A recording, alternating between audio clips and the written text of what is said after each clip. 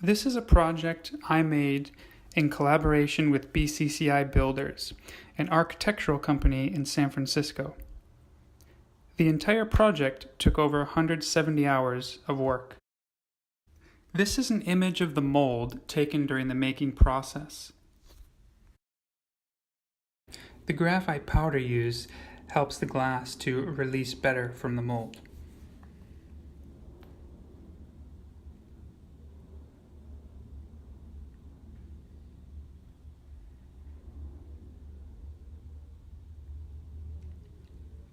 Now I am blocking a bubble of glass. A bubble of glass is created through many subsequent gathers of glass, slowly building up the amount of material until we have the desired amount for the final product.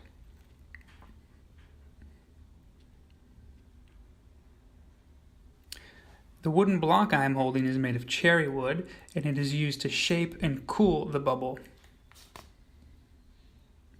As you can see, I use the block repeatedly over and over again until the desired shape is achieved. Once the bubble cools down, I can go back into the furnace of molten hot glass and do another gather. This process is called gathering and allows me to acquire more and more material.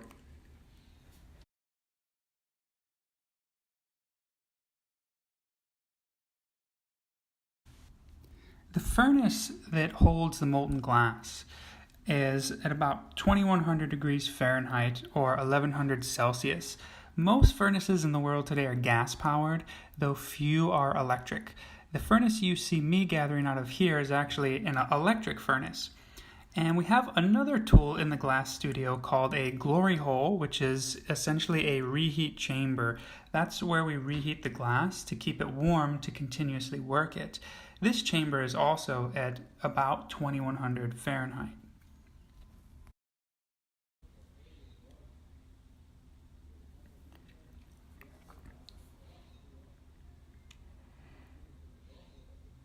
After gathering, the metal blowpipe tends to get very hot, so it's essential to cool the pipe so I can choke up on it and ensure safe and easy handling. This also ensures that I don't injure myself, so I can choke up on the pipe, so there's less torque on my joints. Large bubbles may not necessarily be desired, so this is a technique that I use to pick out and cut off those large bubbles.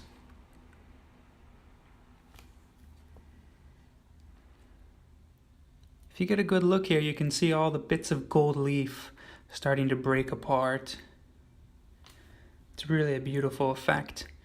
So if you take a close look at the bubble here, you can see the bottom half towards the right has gold leaf. The top half of the bubble, directly off the end of the blowpipe, does not. That's clear, colorless glass. That is going to be the material that I use to blow into the top of the mold, which later gets discarded. So throughout this process, I'm really careful and specific to place the gold leaf exactly where I need it.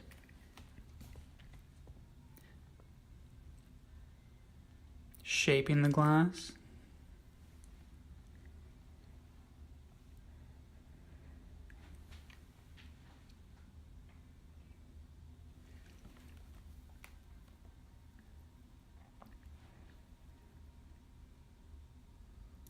One way of applying gold foil, this particular material, that is the metal base the gold foil sat on, was not working very well, as you can see in the video here.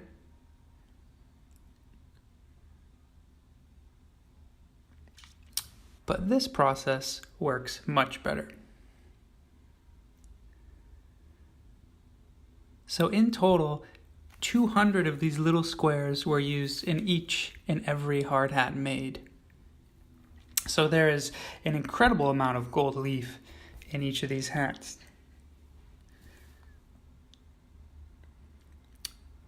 So the table that we're using here is called a marver. It's a thick steel table that we use to shape and cool the glass by rolling it on the surface. And for this part of the process, I'm using it to lay out and roll up those sheets of gold leaf. We just want to marver those in after the sheets go on to make sure that they're really stuck down under the surface of the bubble. So here we are rolling up many squares of gold. And throughout this process, I coat these marvers 4 times total.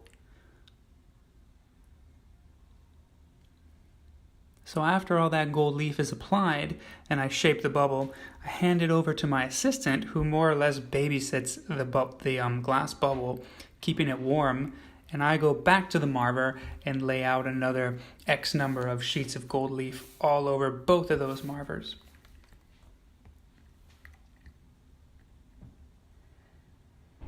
So although right now this gold leaf appears really thick, saturated, like there's so much of it on there, as I do the final gather of glass and this glass starts to blow out and expand, all of that gold leaf is going to slowly break apart, because it is a different material. It's a foreign material introduced into the glass, so there's no way that it can hold itself together. And that's how we get that beautiful finish look, which is kind of speckled flakes of gold floating in the glass.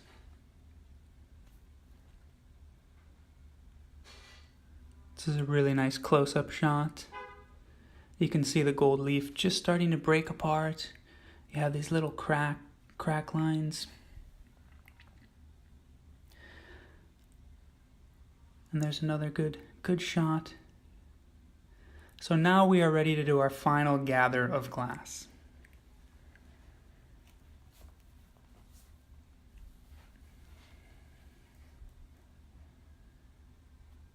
So the final gather of glass has been pre-shaped, and now it gets dropped into the mold. My assistant tightly secures the lid, holding it into place. I'm going to blow and blow and blow until this bubble fills up the inner void of the mold. After that, I'm going to hang out in there for a little bit to ensure that when I come out, my glass bubble is stiff and therefore not moving and doesn't misshape. So all the parts of this process take years and years to perfect and acquire a certain amount of sensitivity and touch in order to discern what it is that you should do and what you shouldn't do. So here's a slow-mo shot coming out of the mold. And this is an earlier test piece. So this is testing the mold just with clear glass before applying any gold leaf.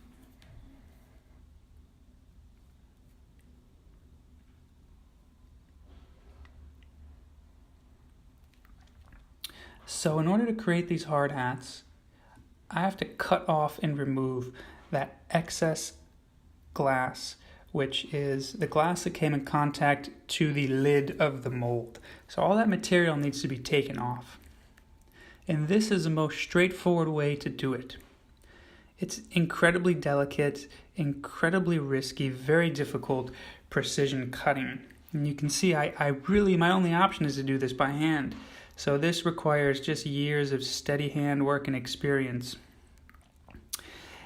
Any minute change left or right in the wrong direction can cause this piece of glass to grab in the saw, and it can suck the glass into the saw, breaking or shattering it. So you can see there those edges of the bottom rim of the hard hat are still a little rough and jagged. So this is only one step in the cold working process.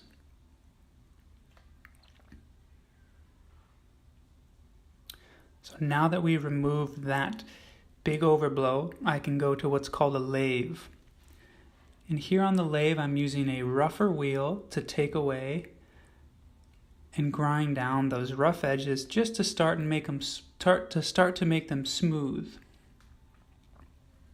So I have to do this to the entire rim, taking away more glass in certain areas and less in others in order to create that final perfect hard hat shape.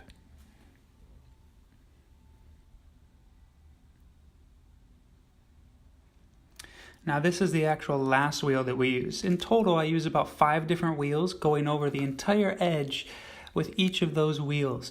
This is the last wheel, and we use something called cerium. And this is going to bring that glass that's along the edge of the hard hat to a high polish. That way there's no rough spots. It looks perfectly continuous, shiny glass throughout. And this is probably the longest part of the cold working process, because I have to go along that rim so many times to ensure shininess. These are the stencils that were used to create the final BCCI logo. And here you have the final piece. You notice these hard hats are slightly elevated in the rear. Little glass props were made to elevate the back of the hard hats so that they stood up at a slight angle. This was a short overview of the process of creating BCCI's gold glass hard hats. All large glass projects require teamwork. Therefore, I would like to acknowledge the support of my team.